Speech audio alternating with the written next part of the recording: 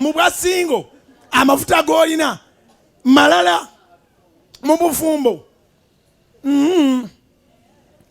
Olina okwagala buli lunaku oba toyagala ayagala era ku lwa muno. Nzizeeyo wali bwe twatandikidde, be flexible. Manya nti wafumbirwa.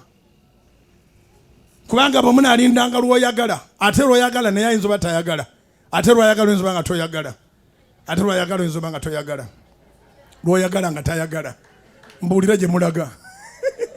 Kiŋŋambire neba nti bw'oba omaze okufumbirwa, bw'oba oyagala ate ye aba tayagala, bw'aba ayagala ate gwe oba toyagala. Eyo wiiki eweddeko.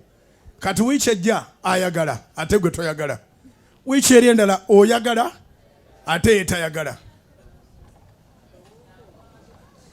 Kati oba oyagala oba toyagala, bwe kuba akayagala mujjule.